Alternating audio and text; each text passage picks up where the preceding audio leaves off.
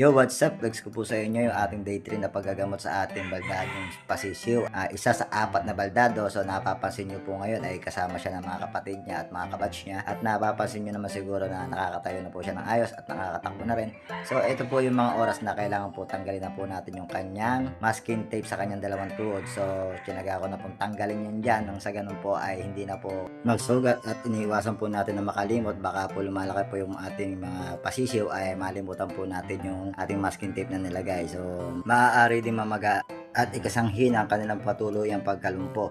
Kaya po hanggat maaari po lagi po natin pinagmamasdan at lagi po natin nasa isip na meron pong masking tape para sa tuluyang paggaling ng ating pasiso. So ngayon nga ay tinanggal ko na po, may napansin po tayo na sugat. Ayan ang sinasabi kong sugat. So lagyan agad po natin siya ng gamot nang sa ganun po ay hindi po siya tukain ng kapwa isiyo at kabatch o mga kapatid niya. Nang sa ganun po ay tuloy-tuloy na po ang kanyang paggaling at tuluyan na po siya makalakad ng maayos nang hindi na siya nahihirapan. At maiwasan siya na madaganan siya ng iba. Nang sa ganun po ay sisiguraduhin po natin na tuyo yung gamot. At bago natin ibalik sa kanyang brother, syempre mapapansin nila ng mga kapatid niya, tutuka-tukain niya, binigay natin ng basa. So ngayon ay ibinalik na nga po natin sa brother, napansin nga natin na nakakatakbo na siya. At matapos nga po natin gamutin ang ating pasisyon na lumpo at naisipan ko pong linisin yung kanilang area dito sa kwarto kasi dito ko sila inilagay. Nang sa ganun ay iwas ang pasangin na maiwasan po magkasakit ng ating mga pasisyon. Naisipan ko po na ilabas ngayon. Nang sa ganun po ay mapaarawan sila, pare-pareho sila maarawan. Nang sa ganun po ay mainitan po ang kanilang mga katawan. Nang sa ganun po ay lumakas po sila.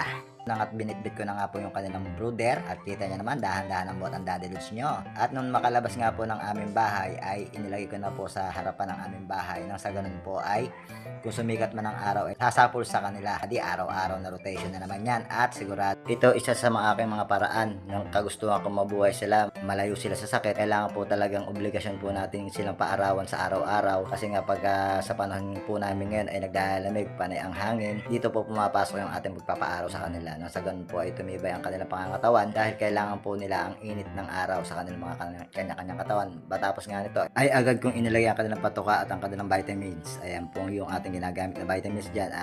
Nakita nyo naman sila, yup-yupan sila, nilalamig. Kaya kailangan po talagang ilabas sila at paarawan. Nang sa ganun po ay tumibay po ang kanilang mga resistensya talaga.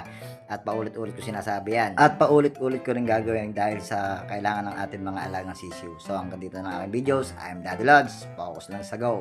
Peace out!